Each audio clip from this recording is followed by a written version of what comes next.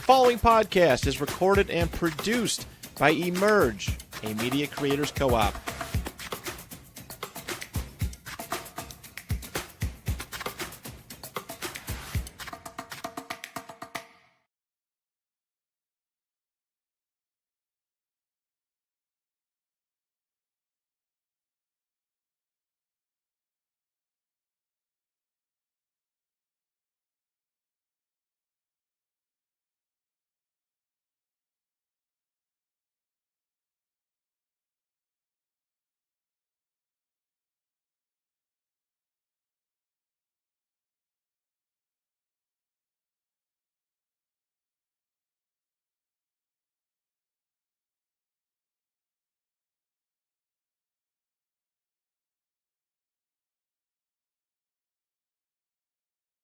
The money gets redeposited and reloaned until the initial deposit of $10,000 becomes $100,000.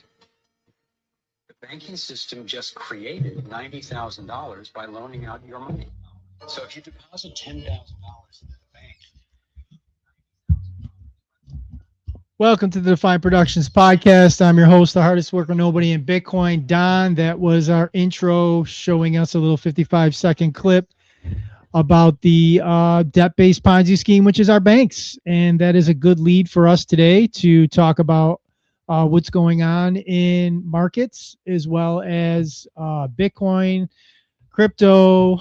We had, which we've talked about many times in this podcast before, which is one of the biggest scams, in my opinion, in crypto, which is PiCoin. Had an epic crash the last day and a half. We're going to talk about that. Clarity Act is a couple days away from being on the Senate floor to be potentially voted on and passed, or pushed to the back burner until these asshats get back from the recess. We got a Michael Saylor clip. We have some Federal Reserve news, some mortgage news, where Bitcoin's at potentially in its epoch, and all other things Bitcoin. Rich, how's it going? You're sitting over here on this side of the glass today. We can jump right into let me get the article up here. Where are we at here with it? I have this from earlier, which it's actually fell even farther. It's actually under 8 cents now. PiCoin, which we talked about on this podcast, I've made videos on, I've made short clips on. It is the token that was sold to people in third world countries to believe it was going to be better than Bitcoin. I've argued ad nauseum with people on the interwebs about how they tell me that PiCoin is going to replace Bitcoin. It's going to reach these ridiculous figures. There's even a group that will tell you it's worth $314,000 a token. But as we sit here right now, this tweet, when it came out earlier today, Pi was at 8 cents, a little under 9 cents, and it had dropped around 11%. Let me give you an update. I'll go on CoinMarketCap on my phone and take a look at where it sits right now. It is currently, got to go way down to find PiCoin at this point.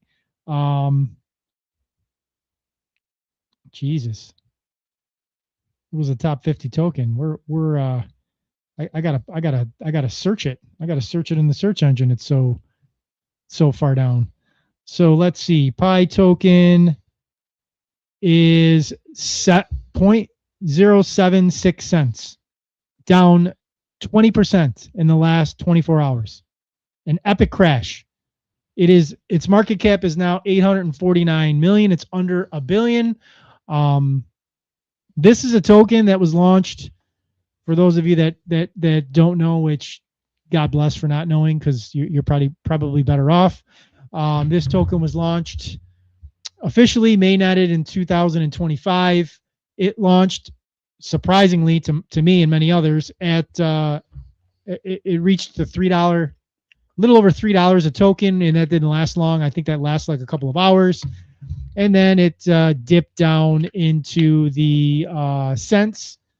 Let's go to CoinMarketCap and look at it. This is the one that was developed and it was going to launch, and then it got delayed. It's this was the one that had 6 years. Here it is. where they kept talking about it, and it was designed by all these people, and then the people who designed it, because it was designed by a college or something. Wasn't it? Here's the chart. So February of 2025, right under $3, $2.79, and it's bled basically 99%. So from almost $3 to 7 cents in a year and a half, 18 months, 19 months. And this, I bring this token up and I talk about this token because this token epitomizes crypto. This is crypto. This is a token that was created by 2 Stanford professors to replace Bitcoin, I guess, to be better than Bitcoin. It's completely centralized. A majority of the tokens are held by the core team. They haven't even launched all of the tokens. You can only get it on a handful of exchanges. The floating supply is super low. It's everything that Bitcoin's not. Centralized, tokenized based, Ponzi scheme, tokenized fiat, and, you know, it's making the rounds on Twitter because people are so surprised that it dropped 20% in the last 24 hours. I'm surprised, honestly, it's not under a penny. Well, my question is like, what caused it to crash when it was already basically worthless already? Like, how does it crash more when it's already, anybody have any clue why it would just drop another 20%? There's probably not enough liquidity. People are, there's way more sellers than buyers. I don't know who the buyers are at this point. But yeah, I mean, this token is significantly supported by people in China, people in Nigeria, people in Korea, like third world countries that are really believers that this is going to be better than Bitcoin. And this token was launched on mobile devices in 2019. Right. So since 2019 until today, people have been putting their faith in this bullshit token, as they have in other tokens like Ethereum and Solana and Aave, and those are the only ones I can think of. There's thousands and thousands of other ones. Instead of just studying Bitcoin, just putting money in Bitcoin, just putting money in this decentralized protocol to store value Bitcoin, they're putting in all this other nonsense that's trending to zero against Bitcoin. And Pi is literally trending to literal zero. Yeah. Literal zero. Yeah. I mean, I've been talking about this token going to zero when it was like 40, 50 cents a token. And people are like, no, it's just in a small little bear market. It's going to go back the other direction. And here we are sitting at. But it's never gone up. No. Like since the very beginning. Since the very beginning. It's gradually gotten worse. To their credit, some of these other tokens have gone up. Yeah. Like some of these other shit tokens. This one has only gone This one's only gone down. Besides, there's others obviously. It's basically what, Trump coined a Melania was. That's exactly what I was going to say. It's like a meme coin. And I talk about, the only reason why a Bitcoin only podcast is talking about it, because this is the perfect example of what people are putting their hope and faith in when they should just be studying Bitcoin. Yeah. Bitcoin, crypto. This is crypto. This is your crypto garbage. This is just another example of a crypto token that's been created by people and founders. We talked about this last week with our in-person guest that we had, Dominic, where we were talking about, the difference between Bitcoin and crypto. This is an example of a crypto token that's going to literal zero. It's really funny because to me, I was having this conversation with somebody over the weekend, and because he asked, hey, how's your pod, how the pod's going? And I was talking about yours and everything. And we ended up having a conversation, and we were talking about the tech stocks, how this is the tech stocks. Well, okay, this is going to be the next big website back in, the 90s. And then he brought up something really interesting. He says, you know what he reminds me even more about? He says, it reminds me of like the 80s. One was going to be the next big computer system that was coming out, because you had IBM and you had Apple, and that was pretty much it. And then like you had Commodore and a couple other small companies, but there was the same thing happening with like computer tech stocks, that this next big company was going to nobody was going to buy Apple's anymore. Nobody's going to buy IBM anymore. By the way, nobody was really paying attention to what Microsoft was doing at the time, but it was like, no, this is going to be the next big, no one's going to buy those. This is going to be the only computer anybody's going to own. And guess what? But it reminds me, and it was funny that he thought of that, my friend, because I had totally forgot about the computer and the tech stocks, like even before the web stocks of the 90s. Like, so that we go through this where we don't do our research. And then, like, you're reading some magazine about, oh, I heard about this computer's or that this cell phone is going to replace all the other, no one's going to have an iPhone anymore. Okay, sure. Okay. But it's just the new grift. Like, we're going to fall for this. We're going to fall for this because no one just doesn't want to do the research. They just don't want to do research. Yeah, I tend to agree. I want to share this. My brother sent this to me earlier today, after I'd already made my content in my playlist of what I wanted to go over tweet wise. So this was a late ad, but I thought this was phenomenal. So this is a tweet, and this is a tweet that somebody punched into their AI. Okay, and the AI question says, the biggest scam humanity has collectively accepted as normal, according to Claude. So the question was, answer in one paragraph, what is the biggest scam humanity has collectively accepted as normal? This was the answer from AI, okay? Probably the idea that trading a majority of your waking hours for money is the natural order of things, when it is really just one economic arrangement among many that got locked in and dressed up as inevitability. Most people spend their healthiest decades doing work they would not choose, to buy back small slices of their freedom they gave away. And we call this being responsible. Layered on top of it are supporting scams that keep the machine running, manufactured needs sold as happiness, debt marketed as opportunity, busyness worn as a status symbol, and the quiet belief that your productivity is your worth. None of these are laws of nature. They are agreements we renew every day, mostly because everyone else seems to be renewing them too, and questioning them feels riskier than complying. The genius of the whole setup is that it convinced billions of people that the cage was the sky. That's AI, basically telling you that life is a fucking scam. That's great. Isn't that crazy? That's great. I see no lies there. Like, that's basically, and to dig deeper, like to go deeper, like when my brother said he read the first sentence and thought of me. Interesting. People will read that, right? And they'll just say the base layer, the fluff of it is that, yeah, obviously people are working, they're trading their time for dollars and like all that stuff. And the people relate to that. The deeper layer of that, though, is what we talk about on this podcast week after week. Yep. The whole reason why Bitcoin was created, the debt-based Ponzi scheme, is what makes this possible. Right. The fact that the money is broken allows for this scam to exist. This is AI. This is not my words calling it a scam. Like, the deeper level of this is the debt-based Ponzi scheme that makes this all possible. Right. The continuing erosion of our buying power, right? The devaluing of our dollar, inflation, eroding our buying power away, making us have to work harder and harder to not even keep up to what we were doing a decade ago, a generation ago, generations ago. So we work harder and harder today. And then we have boomer generations telling us that we have to pull ourselves up by the bootstraps. Right. We have to work harder to get things that they got much easier because the dollar was buying more than it's buying today. It's funny to me. Like, I see that on a regular basis on the internet, I'll see these comments from people. Some of them are well-known people. They're just a random guy posting stuff, but it's just that same conversation that, like, oh, you're eating your avocado toast and all that shit. And it's just like, you're not doing your research. Yes, there are things that we have to buy now too, that you almost can't get away with not having.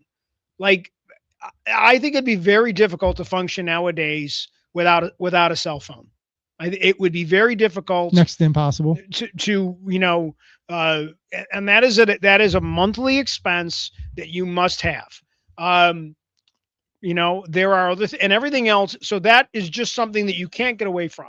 So, 20, 30, 40 years ago, there were less things that you had to have. I will give those people credit. Well, you didn't have cable. Okay. Well, you don't have to have cable now, but if you need internet, so you're paying $100 a month probably for internet, unless you don't have internet and you're just using your data plan off your phone. But like, there's all these built-in costs to life now. Life insurance, just your health insurance, is significantly more expensive than it was. That we're not even getting into mortgages and predatory loans and car loans and all that stuff. that are, and then they always come back with, well, in the 70s, interest rates were 40%, like, or whatever, they want to While say. you're in this thought, I want to ask you a question. How far away do you think we are to the concept of living off the grid being completely impossible? I think it's close to impossible now. Close, right? I think it's close to impossible. So people now. still can, but I think the closer we get to full digital, where our dollars are getting very, very close to being digital completely, where we're almost eradicating cash, it will be next to impossible to live off the grid, like in the mountains, and you know what I'm saying? Like you have to be highly, highly skilled at getting your own food, and then being able to survive harsh, like, weather conditions. So, like, from a standpoint of, like, I suppose if you owned a business, your business would be on the grid, but you could probably, if you're bringing enough cash from your business, you could probably live off the grid, but your business couldn't. So you might be able to do everything with cash if you have enough cash coming into your business. But, like, other than things like that, I mean, I don't know. I can't think of a scenario. Even in that scenario, you have to have some sort of tie to the business to get the money. Right. So you're not off the grid. Yeah, I think we're almost at that point. There are certainly people that do it now, but they're not successful people. They're homeless, they're disenfranchised, they're not a functioning member of society. Like, it's going to be very difficult. I mean, obviously we could all cut back on our cell phone usage and all those kinds of things, but I mean, like, just not being able to do things digitally is, you know, I mean, like, there's a lot of places where it's cashless. Like, it's, you know, I know New York State, it passed a law that every business had to accept cash because there were businesses that were trying to phase out cash completely. I mean, I've been in establishments here in Niagara Falls where I did not have the option to pay in cash. Yeah. And it was all self-checkout. Yeah. It was all self-checkout, and there were no options. Everything was card. Yeah. Like, I went to a World Cup game and it was cashless. There was it was all credit card, debit card. It was, you know, if you go to the Bisons game, which is our local AAA affiliate, Buffalo Bisons, you definitely have to pay. Sabres is cashless as well. My son works for the Sabres. Toronto, I've been to Raptors games, and I've been to Blue Jays games, and both of those are in Canada, which is an hour and a half. Yeah, I think we're at that point where, I mean, everything is, you know, even like your finances. Are you going to wait every 3 months for your statement to come in the mail to see how your investments are doing? No, you want to be able to access it. I check mine not every week, but I log into mine every couple of weeks. Usually when I'm paying my bills, I just kind of check on see where I am and see if anything drastically has changed in my stocks now. I used to never do that, but because of this pod, I've gotten much more aware of it. So, I mean, but you need the internet. You need these things. And it's amazing how many parts of this country are not well serviced for things like Wi-Fi and better data. So I guess there are places in this country that are kind of living off the grid because they just don't so they're using their cell phone as for their data because they don't maybe not have, you know, Wi-Fi. They might not have internet like physically coming into their house, you know, in some Midwestern states. So good segue into the next topic, which is Friday. The Digital Assets, Financial Technology, and Artificial Intelligence Subcommittee Field Hearing entitled Building the Future of Finance, the Clarity Act, 10 o'clock a.m. will be talked about on the House floor and voted on. I believe they'll vote on it Friday, or they'll at least set it up to be voted on Friday. And I think that the Clarity Act passing has unintended consequences for this conversation that we're having now. I think most people now, again, I've talked about it before as a Bitcoin only guy. I don't give a shit if it passes or not. I could care less. I do know that if it does pass, it'll probably be a positive price move short term. Bitcoin will probably move Friday and the weekend if it passes, or whenever it passes, the price will move, as will the rest of crypto short term, I'm sure. But, like, I don't really care. This is more a crypto thing, and I think it's more in terms of the conversation that we're just having about going to a more cashless society. I think that's the goal here. I don't think Trump and the Trump team and the politicians that are currently in power give a shit about Bitcoin or crypto. They're more moving towards this cashless society that we all have seen to be inevitable. And I know that there's been some passage of things where I believe that they did pass something where they can't do a CBDC for a couple of years. Central bank digital currency, they can't do it for a couple of years, but it's not inevitable. It hasn't been like outlawed forever. So administrations change, new politicians come in. That's, I believe, an inevitability. I believe that we're going to see some sort of central bank digital currency at some point if we don't get a complete collapse of the dollar. Will that central banker, is that a federal institution, you think? Or is it private? Well, the Federal Reserve is technically not federal. Right. That's private. So that's a good question. So do you think it will end up when it goes? Because at some point, whether this thing passes or not, at some point we'll get it. So it will be kind of a digital version of the Federal Reserve in a sense. Yes. Where they'll be able to... There'll be a committee that's appointed and they'll determine... But they will be able to track and monitor literally if and when, it's not if, I believe it's when we go fully cashless, when cash ceases to exist, I believe cash will probably get to a point where it won't be accepted.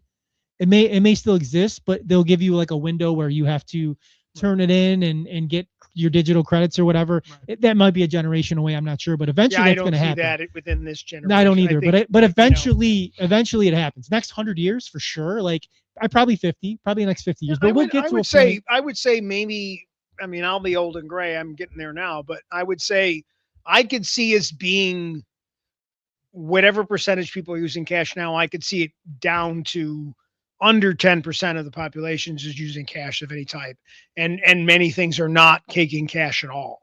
They might be taking other things. They'll be taking, just credits and debit cards, Apple Pay, or whatever breaks out, and some combination of crypto.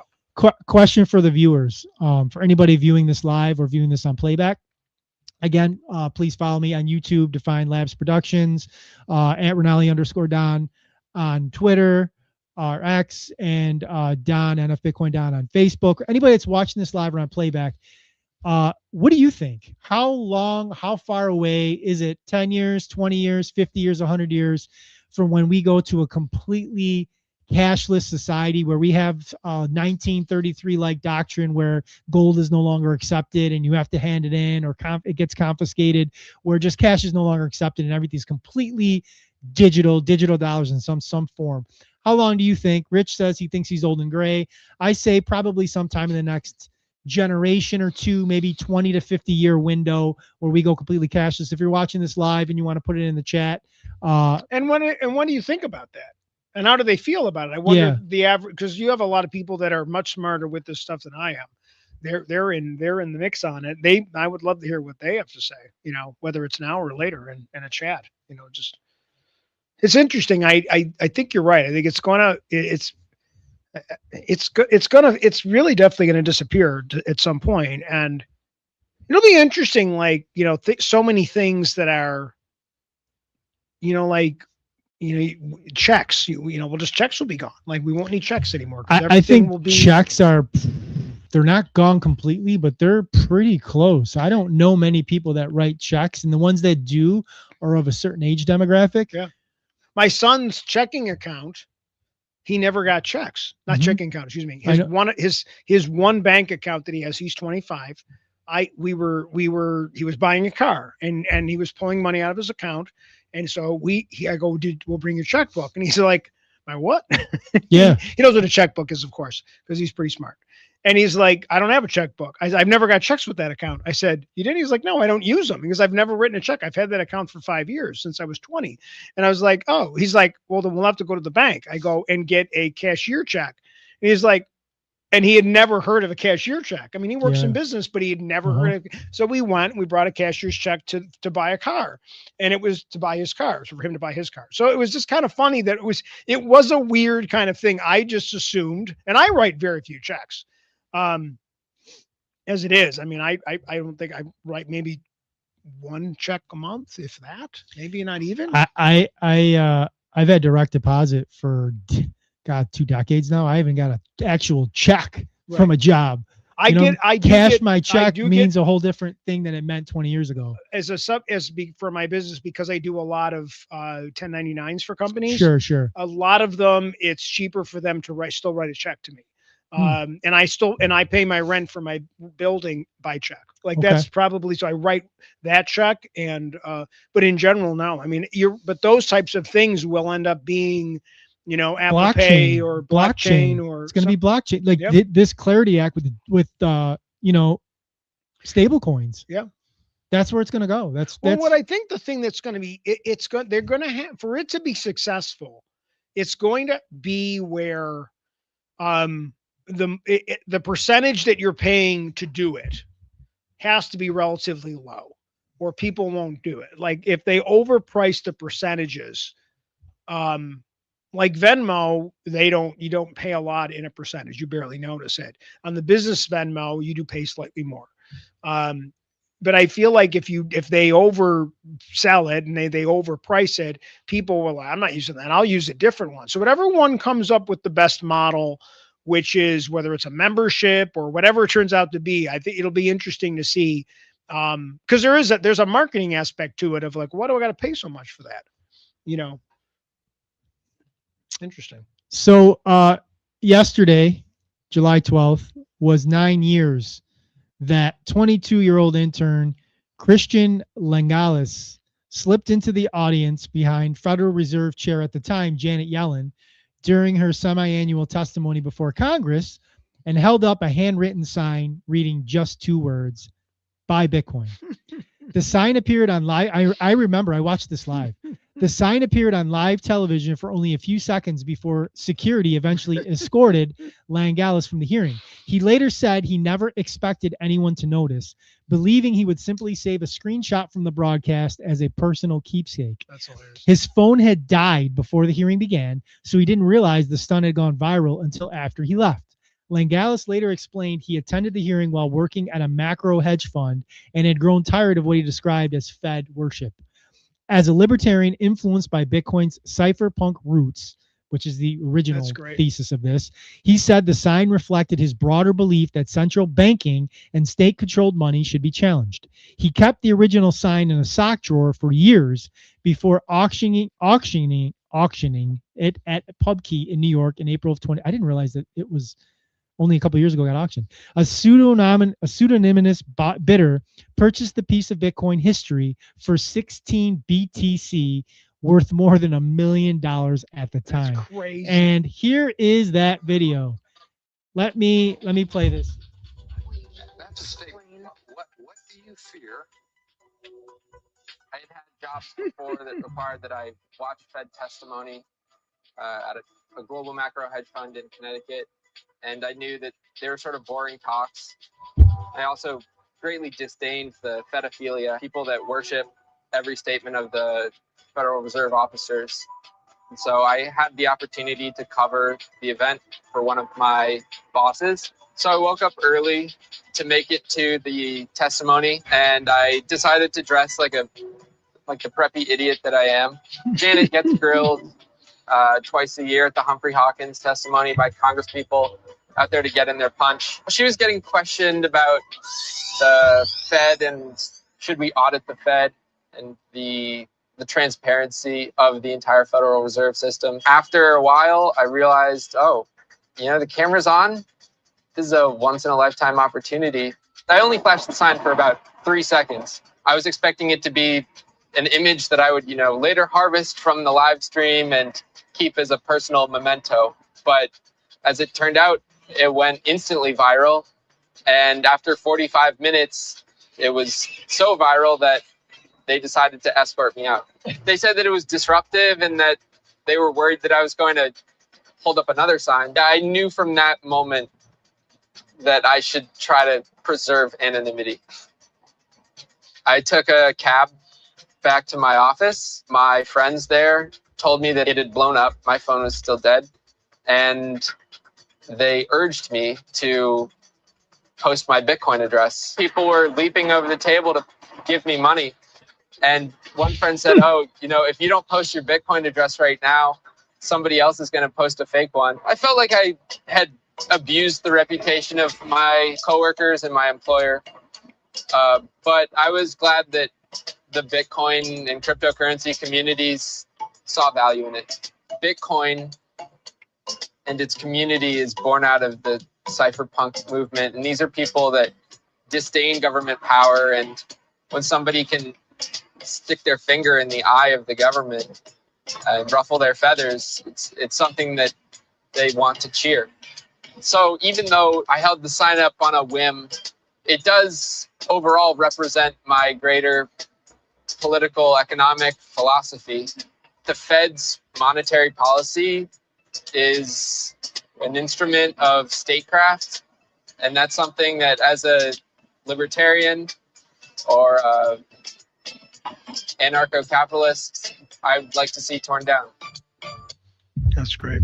So that takes us back to a time that was much different in Bitcoin than it is today, in my opinion, because that was the cypherpunk era, that was the anarchist era, that was people getting into Bitcoin more than just for number go up. It was because it represented something.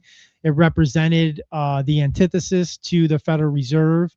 It represented it still represents, but I'm speaking in like past tense terms, but to me this is what it still is. But to the people, to the overwhelming majority back then, this is what it was, and I don't believe it is today. It represented, a movement. It represented an ideology that was different from what we saw happening in regards to the debt-based Ponzi scheme of the dollar and what the government does, robbing our buying power. And what I shared earlier in regards to that AI comment and robbing us of our time and our energy, and that's what we saw. The early Bitcoiners, those of us that were around in 2014, 2015, 2016, 2017, 2017 was probably the first real mainstream moment for Bitcoin when it had that blow off top at 20,000 at the end of the year. So maybe not so much 2017, but definitely 14, 15, 16 when nobody was paying attention. Bitcoin Twitter was a handful of people.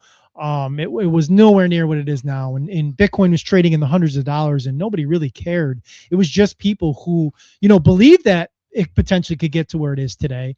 But many of us were just there because we just saw it as we all saw ourselves as outsiders. We didn't believe that, the system was serving us well. And we saw this new technology come along that was an opportunity for something different. And I saw that, and I didn't realize it's been 9 years, but I remember watching that because I was always watching CNBC. And back then, Brian Kelly and Anthony Pompliano were the only people that ever showed up on CNBC that ever said anything positive about Bitcoin. And Brian Kelly was one of the desk guys on Fast Money, 5 o'clock every Monday, Tuesday, Wednesday, Thursday, and Friday. He'd be talking. So, that was the only little bit of Bitcoin that you would get that would be positive or anybody would talk anything. But I remember watching Janet Yellen, and all of a sudden this buy Bitcoin sign was behind. And I remember it went viral because I jumped on X and everybody was talking about it and sharing it and stuff like that.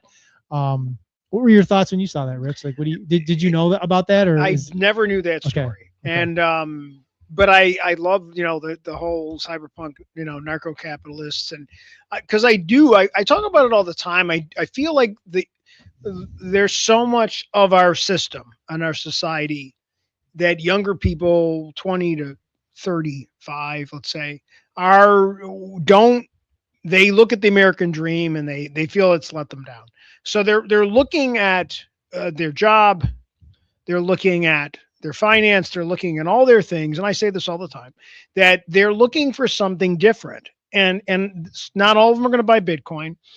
A lot of them don't necessarily look at, they get a job and the company offers them a 401k and they're like, I don't want your 401k because I don't value it. I'm not going to be here for 30 years and just sit in a cubicle. I look at, I want an out from this system. I want an off ramp. I think you say off ramp a lot to get off this throughway of the way our society runs. And I find it interesting because there's this Bitcoin community is so much in line with what they call radical left people in terms of their mistrust of government, mistrust of big business and corporations and banking, and it's, you guys are actually speak the same language. The way you're approaching it is from completely different directions. But I feel like there's these elements in our society that understand that the money's broken. They understand that the government's broken.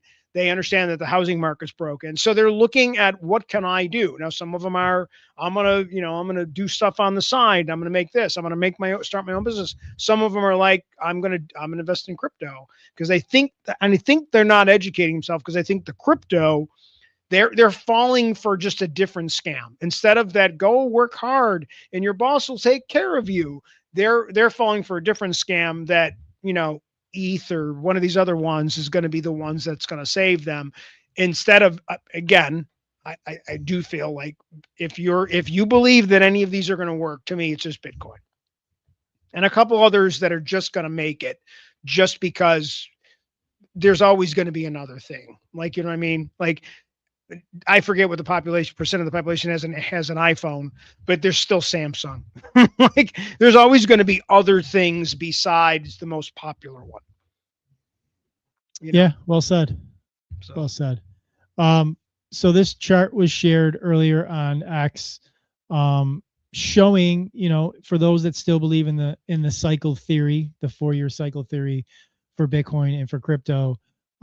It kind of shows, if we are still in cycles, that we are at getting close to the end of that bear market aspect, and we're going to get back in the green shortly. This is and again, people that believe in the 4-year cycle theory tend to believe that the bottom happens in October. That's going to happen in October. So if that is the case, that probably represents somewhere over here. Before we start to make our ascent back up for the next couple of years. The halving is going to be in 28.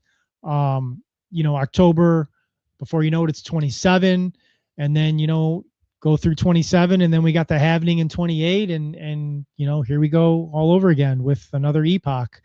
That'll be like, we were here for 20. The podcast, you missed the 2024. Yep, we were for 24. So I've been podcasting for the 24 one. So make it to the 28 one and be through 2 halving cycles on this podcast here at Emerge, which would be kind of cool. But this is kind of showing. Do you think the Clarity Act for Bitcoin specifically, what do you think, how will it help Bitcoin, do you think? Sentiment, narrative, those type of things. Emotions always reflect in the price. Consumer confidence. Yeah, it'll be short. Because you haven't mentioned it like today, but like you usually do that chart.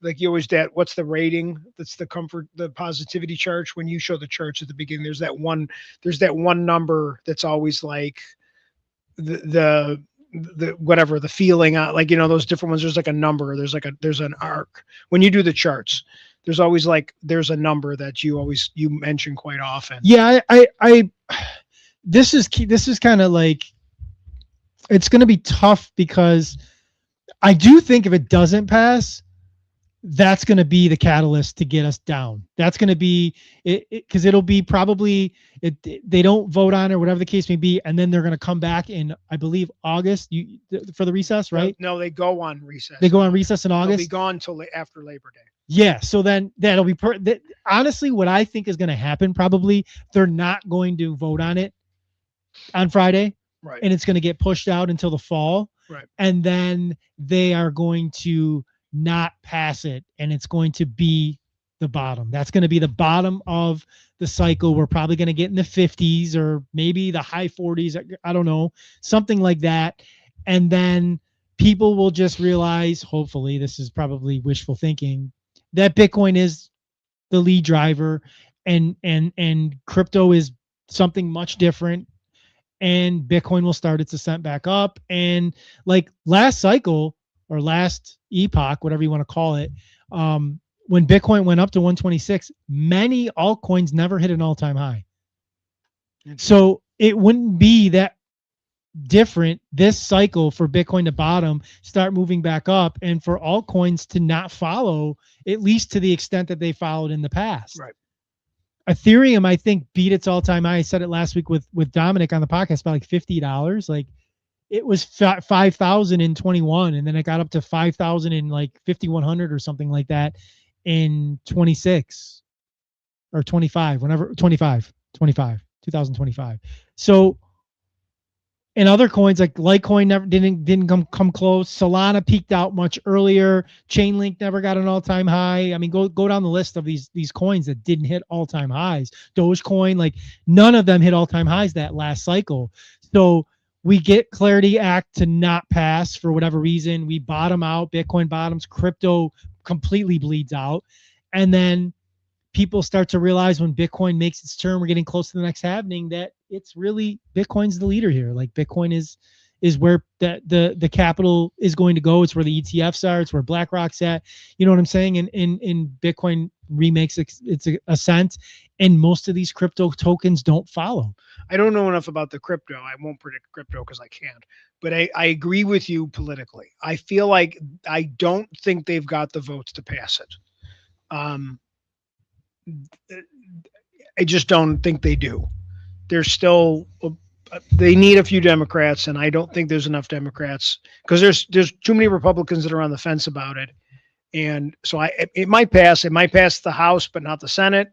Plus, we're down 2 senators that can't vote right now. Can I ask you? Yeah, I was going to ask you what happens with Lindsey Graham's seat. I don't know. I don't know enough about that state. Okay. So he's every in state, South Carolina. Yes, every state's different in terms of how when a senator resigns and or dies, like if they can appoint, they're all different. Some of them the governor can appoint. I don't know South Carolina's rules. I haven't had a chance to look it up.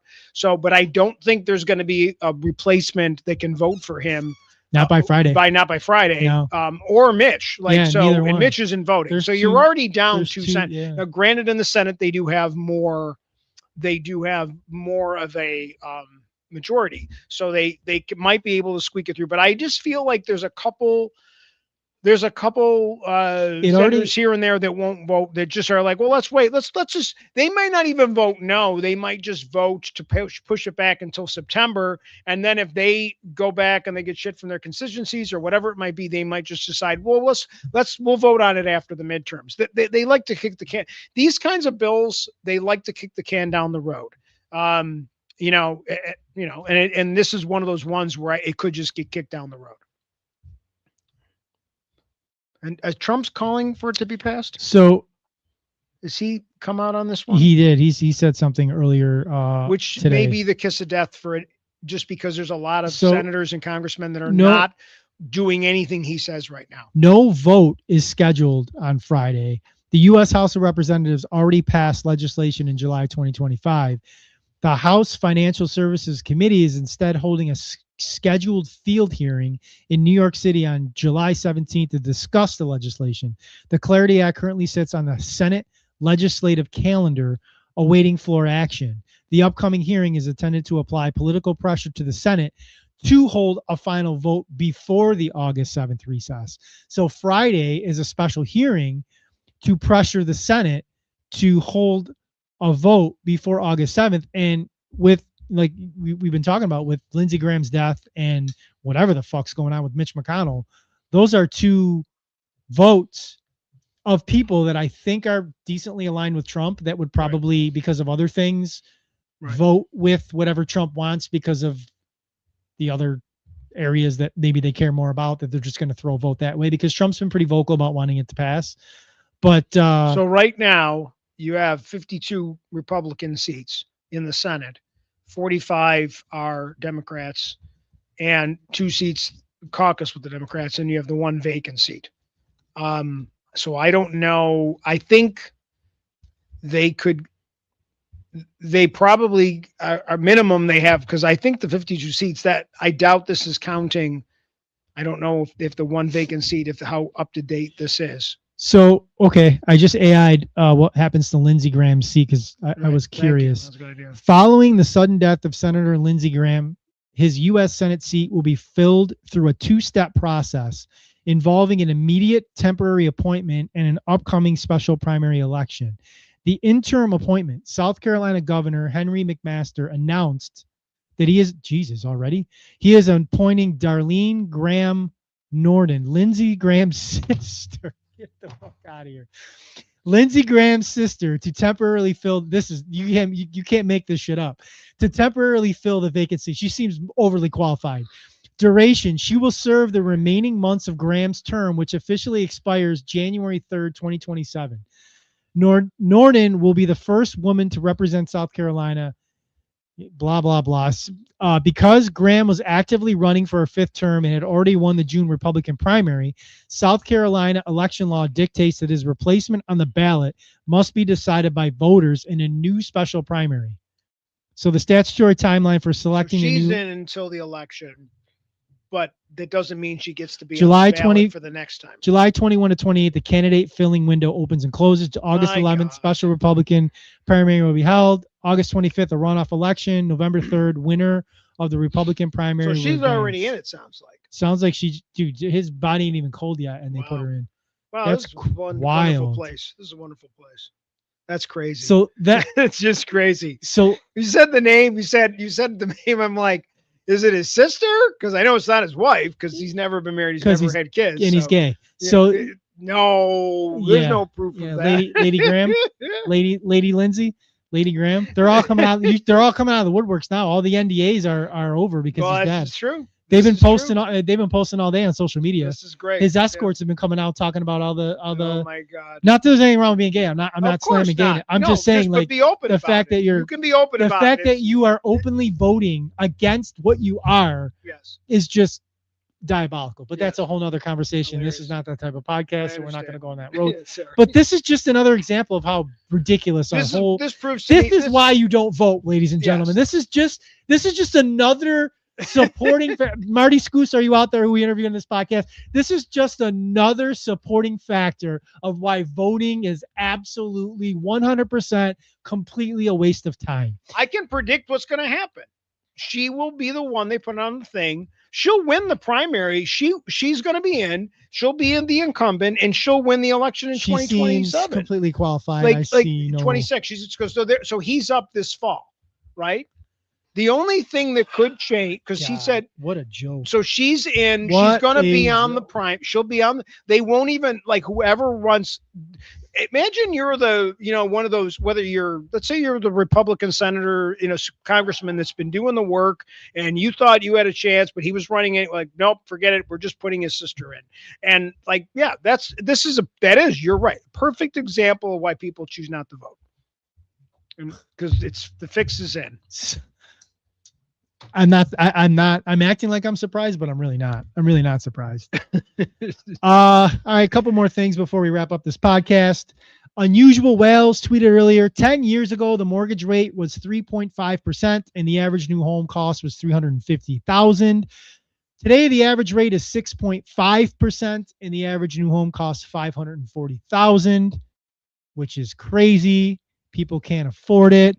And Darth Powell tweeted in here, which is why nobody's selling or nothing is selling. Home sales are just going down. It looks bad. It looks bad for real estate, and anybody that's trying to tell you different is not being honest. Real estate is holding on by a thread right now. Absolutely holding on by a thread. And I think all this Iran stuff has been a distraction to the inevitable blow up of our real estate market.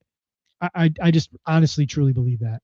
I'm going to end with a sailor clip, but before I do that, I want to show this. The most interesting thing about humans is that they know the herd is usually wrong and they follow it anyway. Being wrong alone terrifies them. Being wrong together feels fine. That single instinct explains every bubble and every crash in history. I found that pretty compelling. We will end with this clip. We'll play the clip out, and then we'll play this clip out, and then come back to me so I can do the outro. But we'll play this from the PBD podcast. This is Michael Saylor being interviewed by PBD, I believe, a couple of years ago, but it rings true today. Is there an element of looking at Satoshi as God, as Jesus in that space? Like, do some people look at him that way? Where it's not just this mysterious anonymous inventor of Bitcoin, or is it like almost like worshipped type of a character? Satoshi is a spiritual figure in the Bitcoin community. Satoshi is equivalent to Prometheus. Prometheus gave us fire. Satoshi gave us money. Bitcoin is the first perfect money, the first perfect money in the history of the human race. I spend my copious free time reading economic history, and I've read thousands of years of economic history and tens of thousands of pages, and it's one chaotic, disaster train wreck of, we used seashells, we used bales of tobacco, we used silver and gold, and we clipped the coins, and we had bimetallism and it crashed, and we had fiat currency, and we had a debt crisis, and no one ever had a money that was not defective. I mean, I can show you examples of monetary crashes every 30 years for the past 3,000 years in every single culture. And Satoshi comes along for the first time and says, oh yeah, here's money, it's not broken. And it's so profound. It's like, you look at this water, you sit down at a table and the poor person thinks, oh, I got to drink water. And the rich person wants to drink $1,000 bottle of champagne or wine or something. But for 100,000 years, humans didn't have clean water. Right? And if you read the history of civilization, people are dying in their 30s and 40s and 20s because the water is dirty, because they're getting infected. If you were Henry VIII, you didn't have clean water. The reason they all had gout is they had to drink wine with alcohol in it, and they ended up with degradation of their limbs because they didn't have clean water. So we only have clean water, clean air, clean food that doesn't kill us. We only have it for the past 100 years. We had dirty money from 3 million BC all the way up to January 3rd, 2009. We have dirty money, and there's one guy that actually finally gives us clean money, non-toxic. It does not kill us. So is it spiritual? Yeah, it's spiritual. It's like, what happens when I inject poison and toxic into the veins of my kids? They're dying. It's like forcible chemotherapy to a 12-year-old athlete. That's the problem. All these companies have a useful life expectancy of 10 to 15 years. You know why? Because the capital is toxic, because the money that they capitalize on is toxic, is sucking the life out of them. Satoshi comes along and he gives you non-toxic money. And who else did it before him? Nobody. So you got to actually hold with reverence the person that actually gave the human race the first clean, perfected money. And you look after that point, you're like, oh man, like we're not dying anymore. Infant mortality rate's 40% before clean water. It's like 4 out of 10 of your kids are going to drop dead, and I give you clean water and I say, take this, it won't kill them. And you're like, well, what? So the point is, it's a pretty profound paradigm shift. And it's for those of us who are maximalist, that actually believe Bitcoin is an ethical imperative. It's an instrument of economic empowerment. We're just very protective of Satoshi. We don't like what anybody pokes at. What a dynamic explanation of, dirty money. Unfortunately, that 4-minute clip of him breaking that down and equating it to dirty money will not be understood probably for a couple of generations. I don't think mankind is ready for that yet. I think it's going to take a bit before people get it. And I truly believe like 40 years from now, people will look back at this time and just not understand how people didn't see it. I truly believe that. We're going to wrap it up there. A couple of minutes early. Thank you for watching. Again, please follow the socials, like, share, all that good stuff. Bitcoin Maximalist here, Bitcoin only podcast. We will talk about shitcoins, but we will shit on shitcoins. We will not support shitcoins. It's Bitcoin only here. Once again, as always, thank you. Don't trust, verify. Until next week. Peace.